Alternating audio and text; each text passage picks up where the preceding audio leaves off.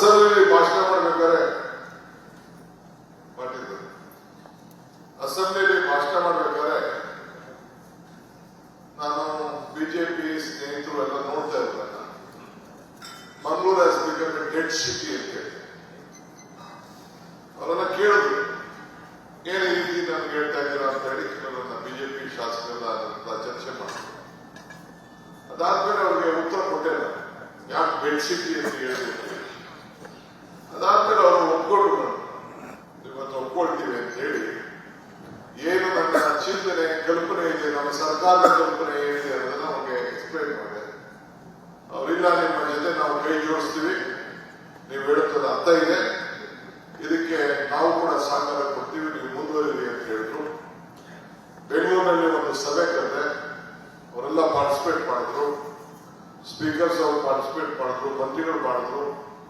So ಅದಾದ್ಮೇಲೆ ನಾನು ಮಂಗಳೂರಲ್ಲೇ ಮತ್ತೊಂದು ಸಭೆಯನ್ನು ಮಾಡಿ ನಮ್ಮ ಎಚ್ ಕೆ ಪಾಟೀಲ್ ಅವರು ಟೂರಿಸಂ ಪಾಲಿಸಿ ತೆಗೆದುಕೊಂಡು ಬಂದರು. ಇನ್ನ ಸ್ವಲ್ಪ ಆಡ್ ಮಾಡಬೇಕು ಅನ್ನೋದು ಕ್ಯಾಬಿನೆಟ್ ಅಲ್ಲಿ ನಾವು ಚಿಂತನೆ ಮಾಡಿದ್ರು. ಸೊ ಏನಾದ್ರು ಆಡ್ ಮಾಡಬೇಕಾದ್ರೆ ನಿಮ್ಮನ್ನು ಕೇಳಬೇಕು, ನಾವು ನಿಮ್ಗೆ ಏನ್ ಬೇಕು ಅಂತ ಕೇಳಬೇಕು, ನಿಮ್ಮ ಆಲೋಚನೆ ಏನು ಅಂತ ಕೇಳಬೇಕು, ನಿಮ್ ಕಷ್ಟ ಏನು ಅಂತ ಕೇಳಬೇಕು, ಯಾವ ರೀತಿ ನಿಮ್ಗೆ ಶಕ್ತಿ ಕೊಡಬೇಕು ಅಂತ ಹೇಳ್ಬೇಕು. ಯಾಕೆಂದ್ರೆ ನೀವು ಶಕ್ತಿಶಾಲಿಯಾಗಿದ್ರೆ ನಾವು ಶಕ್ತಿಶಾಲಿಯಾಗಿದ್ದಕ್ಕೆ. ಸೊ ಆ ದೃಷ್ಟಿಯಿಂದ ನಿಮ್ಮ ಹತ್ರ ಎಲ್ಲ ಚರ್ಚೆ ಮಾಡಬೇಕು ಅಂತೇಳಿ ನಾನು ಕೂಡ ನಮ್ಮ 3 ಜನ ಜಿಲ್ಲಾಧಿಕಾರಿಗಳಿಗೆ ನಿಮ್ಮ ಹತ್ರ ಎಲ್ಲ ಚರ್ಚೆ ಮಾಡಿ ನಿಮ್ದು ಏನಿದೆ ಅನ್ನೋದನ್ನ ನೀವು ಕೂಡ ಪ್ರೆಸೆಂಟೇಷನ್ ಮಾಡಬೇಕು ಅಂತ ಅವ್ರಿಗೂ ತಿಳಿಸ್ದೆ.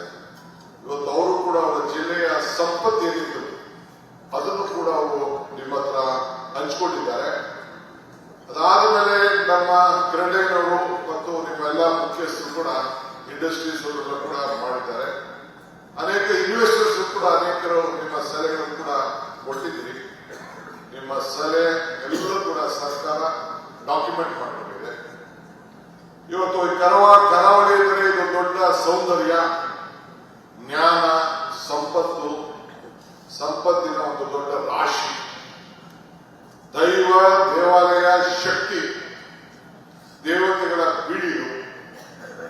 ಇದನ್ನ ನಾವು ಯಾವ ರೀತಿ ಉಳಿಸ್ಕೊಳ್ಬೇಕು, ವ್ಯಾಪಾರಿಗಳಿಗೂ ಒಂದು ದೊಡ್ಡ ನಿಧಿ, ಪ್ರವಾಸಿಗಳಿಗೆ ದೊಡ್ಡ ಸ್ವರ್ಗ. ಏನು 320 ಕಿಲೋಮೀಟರ್ ಈ ಒಂದು ಸಮುದ್ರದ ಕಡಲಿದೆ, ಇದಲ್ಲದೆ ನದಿಗಳಿದೆ, ಹಸುಗಳ ತಾಣಗಳಿದೆ, ವಿಶಿಷ್ಟವಾದಂತಹ ಕಲೆ ಸಂಸ್ಕೃತಿ ಎಲ್ಲ ಕೂಡ ಇದೆ. ಇದನ್ನ ನಾವು ಯಾವ ಕಾಪಾಡಬೇಕು ಅನ್ನೋದು ನಮಗೆ ಇಲ್ಲಿ ಮುಖ್ಯ. ಹಿಂದೆ ನಾನು ಬೆಳಗ್ಗೆ ಹೇಳಿದಂಗೆ ನಿಮ್ಮ ಹಿರಿಯರು ಮೊದಲಿಂದ ಕೂಡ ಒಂದು ದೊಡ್ಡ ಪರಂಪರೆ ಸಂಸ್ಕೃತಿಯನ್ನ ಬಿಟ್ಟು ಹೋಗಿದ್ದಾರೆ. ಅನೇಕ ದೇವಸ್ಥಾನಗಳು ಎಲ್ಲ ಕೂಡ ಇವತ್ತು ಕೂಡ ಬಡವರಿಂದ ಹಿಡಿದು ಎಷ್ಟೇ ಶ್ರೀಮಂತರು ಕೂಡ ಇಲ್ಲಿರುವಂತಹ ಎಲ್ಲ ಪ್ರವಾಸಿ ನಮ್ಮ ದೇವಸ್ಥಾನಗಳಿಗೆ ಬಂದು ಧರ್ಮಕ್ಷೇತ್ರಗಳಿಗೆ ಬಂದು ಇವತ್ತು ಅವರ ಆಚಾರ ವಿಚಾರಗಳನ್ನ ಇವತ್ತು ಪ್ರಾಪ್ತಿಗಳನ್ನ ಮಾಡಿಕೊಂಡು ಇವತ್ತು ಹೋಗ್ತಾ ಇರೋದನ್ನು ನಾವು ನೋಡಿದ್ದೇವೆ. ಅದು ಒಂದು ಪ್ರವಾಸದ ಒಂದು ದೊಡ್ಡ ಆಕರ್ಷಕವಾದಂತಹ ಒಂದು ವಿಚಾರ. ನಮ್ಮ ಹಿರಿಯರು ಇಲ್ಲಿ ಬ್ಯಾಂಕ್ಗಳನ್ನ ಸ್ಥಾಪನೆ ಮಾಡಿ ಇಡೀ ದೇಶಕ್ಕೆ ಬಹುಶಃ ಯಾವ ರಾಜ್ಯದಲ್ಲಿ ಯಾವುದೇ ರಾಜ್ಯ ಕೂಡ ಇಷ್ಟು ದೊಡ್ಡ ಬ್ಯಾಂಕ್ಗಳನ್ನ ಕೊಡಲಿಲ್ಲ. ಅಷ್ಟು ದೊಡ್ಡ ಬ್ಯಾಂಕ್ಗಳನ್ನ ಇಡೀ ರಾಷ್ಟ್ರಕ್ಕೆ ಯಾರು ಕೊಟ್ಟರು ಅಂತಂದ್ರೆ ಇದು ನಿಮ್ಮ ಈ ದಕ್ಷಿಣ ಕನ್ನಡ ಜಿಲ್ಲೆಯವರು ಕೊಟ್ಟಿರೋದನ್ನ ನಾವು ಬರಲಿಕ್ಕೆ ಸಾಧ್ಯ ಇಲ್ಲ. ಇವತ್ತು ಕಾಲನೇ ಲೆಕ್ಕಾಕೊಳ್ಳಿ, 8 ಮೆಡಿಕಲ್ ಕಾಲೇಜಸ್ ಇದೆ. ಇಡೀ ದೇಶದಲ್ಲಿ ಯಾವ್ದಾದ್ರು ಒಂದು ಅವಿವಾದ ಜಿಲ್ಲೆಯಲ್ಲಿ 8 ಮೆಡಿಕಲ್ ಕಾಲೇಜ್ ಇದೆ ಅಂತಂದ್ರೆ ಬೇರೆ ಎಲ್ಲೂ ಇಲ್ಲ, ನಿಮ್ಮಲ್ಲಿ ಮಾತ್ರ ಇದೆ ಇವತ್ತು ಅನ್ನೋದನ್ನ ಹೇಳ್ಕೊಳ್ಲಿಕ್ಕೆ. ಯಾಕೆ ನಾನು ಮೆಡಿಕಲ್ ಎಜುಕೇಶನ್ ಮಿನಿಸ್ಟರ್ ಆಗಿ ಕೆಲಸ ಮಾಡಿದ್ದೇನೆ. 70 ಮೆಡಿಕಲ್ ಕಾಲೇಜ್ ರಾಜ್ಯದಲ್ಲಿದೆ, ನಮ್ಮ ರಾಜ್ಯದಲ್ಲಿ. ಇಡೀ ರಾಷ್ಟ್ರದಲ್ಲೇ ಅತಿ ಹೆಚ್ಚು ಮೆಡಿಕಲ್ ಕಾಲೇಜಸ್ ನಮ್ಮ ರಾಜ್ಯದಲ್ಲಿದೆ. ಅಂಥದ್ರಲ್ಲಿ ಒಂದು 8 ಕಾಲೇಜು ಬರೀ ಇಲ್ಲೊಂದು ಕೇವಲ ಒಂದು 20-30 ಕಿಲೋಮೀಟರ್ ಅಲ್ಲಿ ಇವತ್ತು ನೀವು ಸರ್ವಿಸ್ ಮಾಡ್ತಾ ಇದ್ದೀರಿ. ಹೆಲ್ತ್ ಟೂರಿಸಂಗೆ ಇದೊಂದು ದೊಡ್ಡ ತಾಣ ಕೂಡ ಇದೆ. ನಮ್ಮ ಮುಖ್ಯಮಂತ್ರಿಗಳು ಅವರು ಕೂಡ ಈ ಚೀಫ್ ಮಿನಿಸ್ಟರ್ ಬಿಟ್ಬಿಟ್ರು ಧರ್ಮಸ್ಥಳಕ್ಕೆ ಬರ್ತಾ ಇದ್ರು. ಆಯುರ್ವೇದ ಅವರ ಆರೋಗ್ಯನ ತಪಾಸಣೆ ಮಾಡ್ಕೊಳ್ಳಿಕ್ಕೆ ಒಂದು ವಾರ ಎಲ್ಲ ಕೂಡ ನಡೀತಾ ಇದೆ.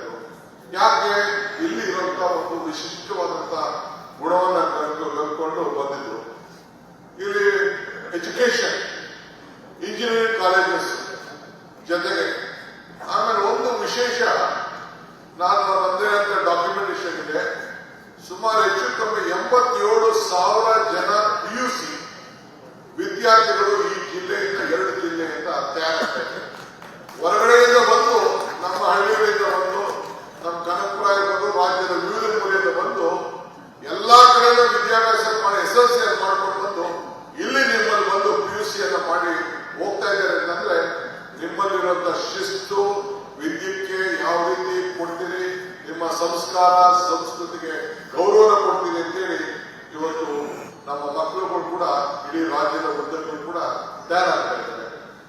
ಸೊ ಇಲ್ಲಿ ಏನು ಕಡಿಮೆ ಆಗಿದೆ, ಒಂದ್ ಕಡೆ ಪೋರ್ಟ್ ಇದೆ, ಒಂದ್ ಕಡೆ ಇಲ್ಲಿ ಏರ್ಪೋರ್ಟ್ ಇದೆ, ಇಂಟರ್ನ್ಯಾಷನಲ್ ಏರ್ಪೋರ್ಟ್ ಇದೆ. ಇವತ್ತು ಒಂದು 5 ಸ್ಟಾರ್ ಹೋಟೆಲ್ ಇಲ್ಲ, ONGC ಇದೆ, ಬೇರೆ ಬೇರೆ ಎಲ್ಲ ಕೂಡ ಇದೆ. ಇಲ್ಲ, ಯಾಕಿಲ್ಲ? ಅದೇ 50 ಕಿಲೋಮೀಟರ್ ದೂರದಲ್ಲಿ ಇರುವಂತಹ ಪಕ್ಕದ ಕೇರಳದಲ್ಲಿ, ಇಲ್ಲ ಗೋವಾದಲ್ಲಿ 45 ಕಿಲೋಮೀಟರ್, ನಮ್ಮ 20 ಕಿಲೋಮೀಟರ್ ಪಕ್ಕದ ಕಾರವಾರದಲ್ಲಿ ಇರುವಂತಹ ಸಂಪತ್ತು ಅಲ್ಲಿ ಯಾವ ರೀತಿ ಉಪಯೋಗಿಸ್ಕೊಳ್ತಾ ಇದ್ದಾರೆ, ಅಲ್ಲಿ ಹೇಗೆ ಉದ್ಯೋಗಗಳು ಸೃಷ್ಟಿಯಾಗ್ತದೆ, ಇವೆಲ್ಲ ಕೂಡ ಗಮನದಲ್ಲಿ ಇಟ್ಕೊಂಡ್ರೆ ಇವತ್ತು ನಾವು ಎಲ್ಲೋ ಒಂದ್ ಕಡೆ ಎಡವಿದ್ದೀವಿ ಅನ್ನೋದು ನನಗೆ ಅನೇಕ ನನ್ನ ಸ್ನೇಹಿತರಿಗೆ ಚರ್ಚೆಯನ್ನು ಮಾಡಿದಾಗ ನಾವೆಲ್ಲ ಒಟ್ಟಿಗೆ ಸಹಕಾರ ಕೊಡ್ತೀವಿ, ಮುಂದುವರಿರಿ ಅಂತ ಹೇಳಿ ನಮ್ಮೆಲ್ಲ ಶಾಸಕರು, ಸಂಸತ್ ಸದಸ್ಯರೆಲ್ಲ ಹೇಳಿದ್ರು. ಸೊ ನಾನು ನಮ್ಮೆಲ್ಲ ಮಿನಿಸ್ಟರ್ಸ್ ವಿಶ್ವಾಸ ಸೇರಿಕೊಂಡು ಈ ಒಂದು ವಿಚಾರಕ್ಕೆ ಮುಂದಕ್ಕೆ ಕ್ರಿಯೆ ಆಗೋದು ನಾವು ಬಂದಿದ್ದೇವೆ. ಹಿಂದೆ ಕೃಷ್ಣಾವರ ಕಾಲದಲ್ಲಿ ಹೊಸ ಒಂದು ಟೂರಿಸಂ ಇದನ್ನ IT ಪಾಲಿಸಿ ಮಾಡಿದ್ರು. IT ಪಾಲಿಸಿ ರಾಜ್ಯದಲ್ಲಿ ಯಶಸ್ಸಾಯಿತು, ಬೆಂಗಳೂರಲ್ಲಿ ಯಶಸ್ಸಾಯಿತು, ಆದರೆ ಮಂಗಳೂರಲ್ಲಿ ಯಶಸ್ಸು ಆಗಲಿಲ್ಲ. ಸ್ವಲ್ಪ ಪ್ರಾರಂಭ ಆಯಿತು, ಇನ್ಫೋಸಿಸ್ ಅವರು ಬೇರೆ ಬೇರೆ ಬಂದರು, ಆಮೇಲೆ ಅದು ಕ್ಷೀಣಿಸ್ತಾ ಇತ್ತು. ಆದರೆ ಅದೇ ನಿಮ್ಮ ಹುಡುಗರು ಮತ್ತೆ ಒಂದು ಬೆಂಗಳೂರಲ್ಲಿ, ದುಬೈನಲ್ಲಿ, ಬೇರೆ ಬೇರೆ ಕಡೆ, ಮುಂಬೈಯಲ್ಲೆಲ್ಲ ಹೋಗಿ ಇವತ್ತು ಕೆಲಸ ಮಾಡ್ತಾ ಇದ್ದಾರೆ. ಇವತ್ತು ಮುಂಬೈನಲ್ಲಿರುವಂತಹ ಎಲ್ಲ ಟೂರಿಸಂ ಇಂಡಸ್ಟ್ರಿ, ಹೋಟೆಲ್ ಇಂಡಸ್ಟ್ರಿ ಎಲ್ಲ ನೀವೇ ಇವತ್ತು ದೊಡ್ಡ ಪ್ರಸಿದ್ಧವಾದಂತಹ ಹೆಸರನ್ನ ಪಡ್ಕೊಂಡು ಕಾಪಾಡ್ಕೊಂಡು ಬಂದಿದ್ದೀರಿ. ಹೊರಗಡೆ ದೇಶದಲ್ಲಿ ಇಲ್ಲೂ ನಾನು ನೋಡ್ತಾ ಇದ್ದೀನಿ, ದುಬೈಲಿ ಹೋಟೆಲ್ ಮಡಗಿರೋರೆಲ್ಲ ಕೂಡ ಇವತ್ತು ಇಲ್ಲಿ ಕಣ್ಣು ಕಾಡ್ತಾ ಇದ್ದೀವಿ. ಎಲ್ಲ ಇಂಥ ಒಂದು ದೊಡ್ಡ ಶಕ್ತಿ ಇದೆ.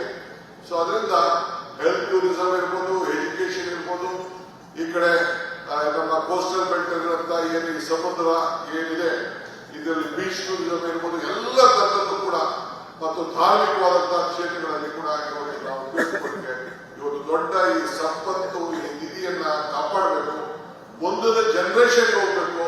ನಮ್ಮ HK ಪಾಟೀಲ್ ಅವರು ಹೇಳಿದಂಗೆ ಇದೊಂದು ನಮ್ಮ ಸರ್ಕಾರದ ಮೂಲ ಚಿಂತನೆ. ಮಂಗಳೂರು ಯಾವಾಗಲೂ ಕೂಡ ಒಂದು ಶಾಂತಿಯ ತೋಟ ಆಗಿ ನೆಲೆಸ್ಕೊಂಡು ಇರಬೇಕು ಅನ್ನೋದು ನಮ್ಮ ಆಸೆ. ಶಾಂತಿ ತೋಟ ಇರಬೇಕು ಅಂದ್ರೆ ಏನು? ನಮ್ಮ ಯುವಕರಿಗೆ ಉದ್ಯೋಗ ಕೊಡಬೇಕು, ಈ ಭಾಗದಲ್ಲಿ ಇನ್ವೆಸ್ಟರ್ಸ್ ಬರಬೇಕು. ಈ ಮಧ್ಯದಲ್ಲಿ ಒಂದು ವರ್ಷದಿಂದ ಒಂದು ಯಾವುದೋ ಸಣ್ಣ ಗಲಾಟೆ ಆಗೋದಾಗ, ಉಡುಪಿಲಿ ಯಾವುದೋ ಒಂದು ಸಂಸ್ಥೆ ಗಲಾಟೆ ಆಗೋದಾಗ ಅನೇಕ ಸಂಘ ಸಂಸ್ಥೆಗಳು, ವಿದ್ಯಾರ್ಥಿಗಳು, ಇನ್ಸ್ಟಿಟ್ಯೂಷನ್ಸ್ ಅವರು ನಮ್ಮಲ್ಲಿ ಅಡ್ಮಿಷನ್ ಕಡಿಮೆ ಆಗ್ತಾ ಇದೆ ಒಂದು ಭಾವನೆಯನ್ನ ಬಂದು ನಮ್ಮ ಹತ್ರ ಹೇಳ್ಕೊಂಡಿದ್ದು ನನಗೆ ನೋವಾಗ್ತದೆ. ಯಾರು ಬಂದು ಹೇಳ್ಕೊಟ್ರು ಅಂತ ಅವ್ರ ಹೆಸರನ್ನ ಹೇಳಕ್ಕೆ ನಾನು ತಯಾರಿಲ್ಲ. ಸೊ ಈ ಹಿನ್ನೆಲೆಯಲ್ಲಿ ಚರ್ಚೆ ಮಾಡಿ ಒಂದು ಫೌಂಡೇಶನ್ ಹಾಕಬೇಕು ಇದಕ್ಕೆ ಅಂತೇಳಿ ನಮ್ಮ ಸರ್ಕಾರ ನಾವು ಚಿಂತೆಯನ್ನು ಮಾಡಿ ಈ ಒಂದು ಪ್ರಯೋಗಕ್ಕೆ ನಾವು ಪಾಲ್ಗೊಂಡಿದ್ದೇವೆ.